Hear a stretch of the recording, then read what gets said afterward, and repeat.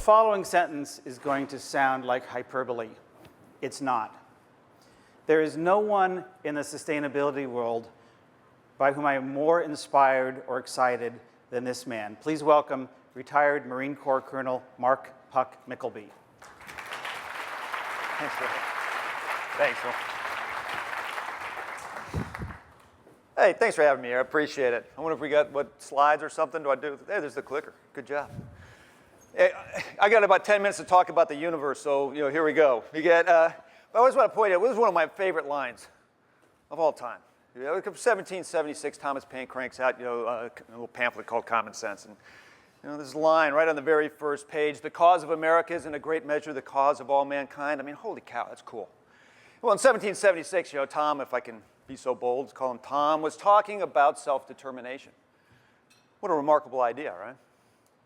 Well, right now, I'm kind of sitting around, I just want to look outside the window here in the 21st century, the year 2013. I mean, what the hell is our cause in America today? If anybody can answer the question, I'd sure like to hear it, because after a quarter of a century plus in uniform, I've yet to be able to figure it out. And that's a problem, because to me, the only thing that I see happening in America right now is we are focused on being the source of status quo. We are the agents of status quo, and that scares the hell out of me. It scares the hell out of me because we know in any ecology, the only thing that subscribes the logic of status quo is a monoculture, and monocultures wither and die. And that is why we have to come to grips with this little idea of grand strategy, because grand strategy is the only thing in this nation, the only organizing logic, the only discipline that's going to allow us to address what a cause of America ought to be in the 21st century. And at least I think that was what the sense was of Admiral Mullen when he asked me and the Navy Captain Wayne Porter, when he was chairman of the Joint Chiefs of Staff in July of 2013, to consider this idea of grand strategy. Now, I sure as hell don't know what Admiral Mullen wanted us to do, but this is what we gave him. We wrote a paper. It was called the National Strategic Narrative. I don't know what that really means, but it was a national strategic narrative.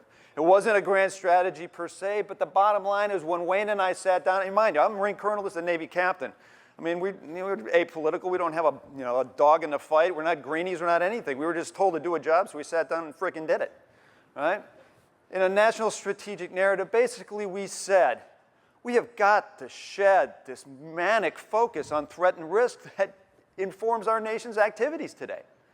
We have got to refine this DNA in America of opportunity, that we pursue opportunity. I mean, after all, we're supposed to be the stinking land of opportunity. We're not the land of threat and risk. And so in this document, we said we've got to find a way to shed the constructs cognitively, organizationally, that we still have on life support that worked for us so well in the 20th century, particularly in the Cold War, those constructs of containment that leverage force and power. And we've got to come to something else that allows us to deal with the world as it really is, as an open system, as what Wayne and I called it, a strategic ecology. And how are we going to be the best competitor and the best contributor in that global ecology? And we said this one concept kept coming back to us. It was the concept of sustainability. Yeah, I said it. Marine said sustainability. Forgive me, please, all right? But sustainability could become the organizing logic, the national strategic imperative for this country. And it's not just because it's fluff, it's because it frickin' works. When you look at the concept of sustainability, particularly the ecological definition of sustainability, it maps directly to our enduring national interests of prosperity and security. I mean, look at it. The definition, the one that we used, was an organism's ability to remain diverse and productive over time. Diversity, depth, redundancy, resilience. Guess what? That's national security, 21st century style. And if you're of the ilk, you say, well, you're going to send weirdos like me in funny green tree suits out and abroad from the shores outward to keep the bad guys away. Get over it, because there's no keeping the bad crap away. There's not enough bubble wrap in the world to wrap around every American's head to keep him safe. All right? There just isn't. We have got to toughen up as a nation, because I don't care if it's a hurricane, I don't care if it's Al-Qaeda. Something's going to happen. We're going to skin our knee. We're going to, well, I used to have hair. You get your hair mussed up, all right? Resilience, depth, redundancy. That's national security, 21st century style. But also in the terms of prosperity, we got to come to grips with the fact that we're talking about productivity in that definition. But we're really talking about is growth. We've got to stop defining our growth in quantitative terms, because I'm here to tell you that's not working for us either if you consider our physical condition as Americans, 1/3 of our nation being clinically obese, our fiscal condition, our economic condition, our environmental condition, our social condition, our political condition. The quantitative measurements of growth are not working for us. Maybe we could learn a little something from a small country called Bhutan and start getting to a place of gross national happiness. Yeah, I said another unmarine word, happiness, right? But we can start talking about qualitative growth and inform a new type of economy, a new type of structure for this nation that we can lead the rest of the world towards a more positive, opportunities-based future. But guess what? Sustainability is just not about our enduring national interests. It also maps to our quintessentially unique American way of doing grand strategy. We stand on our economy. We let our economy do the heavy lifting, and we align our governing institutions and our foreign policy to take on the big global challenge of the age. We've done it in our past. We did it in World War II. We were the arsenal of democracy. We did it during the Cold War, during containment, where we set up a contest of economic and political systems. We took the Soviets on. We contained them, but we allowed them to collapse based on their own contradictions. It worked. All right? It's not working for us now. It's time to change the game. And fundamentally, because we are so focused on threat and risk, we keep trying to figure out where can we play stratego and point our fingers on a map to point at the bad guy that we can, do something about, have that sense of control. Well, guess what? Our big challenge today is not on the map. It's right here. It's around us. It's on this little pill floating around out in the universe. It's global unsustainability. We have fundamentally, by the middle of the century, not only do we have to fold in 9 billion people into the world, we've got to fold in 3 billion people in the global middle class, and when they arrive, that's a 300% increase in resource consumption. Which leads us to the next part of which is the big challenge, is that we are depleting the ecosystem at a rate that we've never seen before. We just don't have enough shit in the world to support what we're doing, right? Just come to grips with that. And oh, by the way, right now, we're just not in a little recession thing. We're in a contained depression. We are at a fundamental deleveraging point as big as what happened in 1929. Come to grips with it. We've got to redesign anew because the system that we have right now, which is the fourth pillar of this global unsustainability issue, is the fact that we're in a resilience deficit. All the systems we have, they may be hyper-efficient, goody gumdrops, but guess what? When those wrinkles start coming, particularly those that are going to be coming because of climate change, we don't have the capacity to deal with it. We need to design anew. And the cool thing about it, because we are frickin' Americans, is if we strap on those sustainability goggles, we can see an opportunities-based way out. We don't have to bury our heads in the sand or up our ass. We can do it with opportunity, economic opportunity, right? And if you put on those sustainability goggles, 3 things stand out. 3 big bins of demand that can create that economic engine for a 21st century revival, not only for the United States, but for the world. And that's around walkable communities, yes, housing. We just heard that just a couple minutes ago. Housing, regenerative agriculture, and a productivity revolution. And am I smoking crack? I don't know, maybe, but I don't think so. Walkable communities. Right now, we're sitting on a historic demographic convergence in the United States that we haven't seen in a long time, and that translates into the following numbers according to the National Association of Realtors. 56% of Americans don't like where they live. More specifically, 56% of Americans seek the attributes of smart growth. Mixed use, mixed income, service-rich, transit-oriented, walkable communities. That's because baby boomers, we have the biggest chunks of our demographics right now are converging in the marketplace. Baby boomers, downsizing. They don't want to be stuck in the suburbs anymore. Where the kids take away the keys, somebody shovels applesauce in their face. Nobody wants to live that way. They want to be someplace where they're connected, right? Geez, sorry, right? Yeah. And trust me, the millennials, they don't want to be there either. 56%. That equates to 3 times the level of demand than what we saw with the returning GIs post-World War II.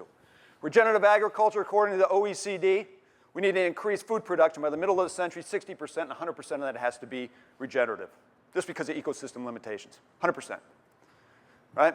That's a huge economic opportunity, particularly when you consider that the price of food is at an all-time high, right? And, oh, by the way, according to the Rodale Institute, per acre, regenerative agriculture is not only equivalent yields as our current system, it's also 3 times more profitable when you consider full externalities. And finally, productivity revolution. We got to fundamentally reduce our resource intensity per unit GDP, and we have the technology to do it today. Advanced manufacturing, advanced materials, renewable energy. It's a historic opportunity. And oh, by the way, it's just not wonky fluff stuff. It translates right down to Main Street. That little chart at the bottom, that eye chart, that's just, if you put $1 into a sector of our GDP, how much bang for the buck do you get out in an ancillary economic activity? Well, guess what? Those 3 bins of demand, they translate to the highest bang for the buck that we got right now. Right now, our economy is pointed at the right-hand end of that spectrum with the retail, consumerism, and financial services. That's only 55 cents to 63 cents. If we capture that macro demand and put it on Main Street, you're capturing manufacturing, agriculture, construction, and transportation. That's where the economy is driven. That is where we take it to Main Street, and that's what makes sustainability powerful. But you've got to design to that end. I mean, there's no elf on a moonbeam that's just going to come down and make it happen, right? You got to design to it. And so that's why, I always believe if you want a new idea, read an old book. So I went to Joel Mackauer's younger brother, this guy, Sir Ebenezer Howard, right? And he created this idea in 1902. I don't know how old Joel was in 1902, but I mean, he was that old then, right? But he came up with this idea called a garden city, and it's cool. It's a systems integration of all these functional systems as they combine together to make a society. And the title, you can't probably read it, but it says a group of slumless, smokeless cities. He's already thinking about the human condition, right? And it's an inclusive model, inclusivity, social equity. I said it again. I said unmarine words. But right there's things on there. He even has an insane asylum. He has a home for inebriates. I mean, I think this is cool design because now you know where you're going to recruit your Marines. They're right there.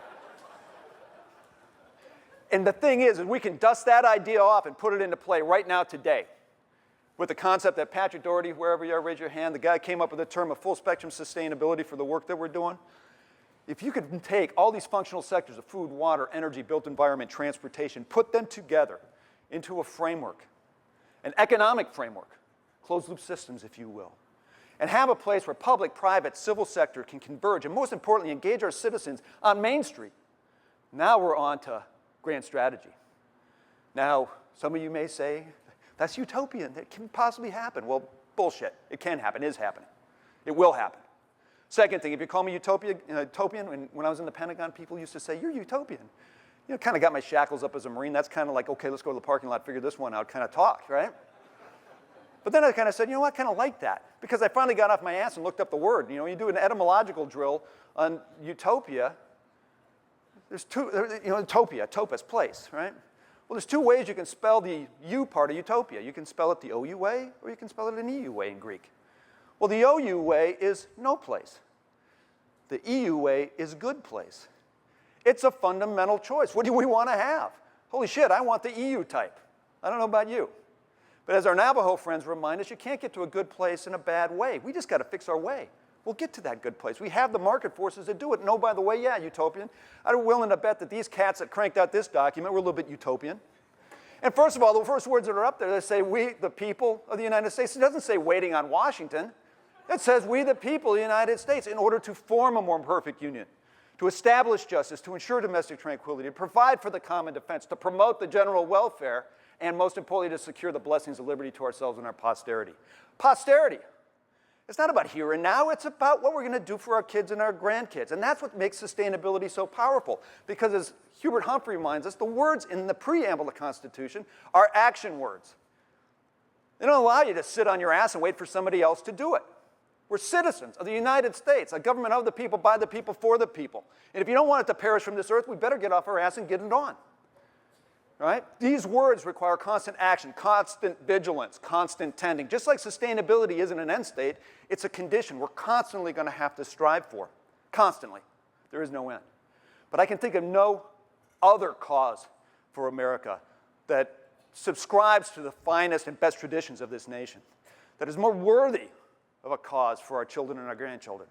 And most importantly, where we find this cause of sustainability in the United States, we truly, truly find the cause that in a complete measure will be the cause of all mankind. Thank you.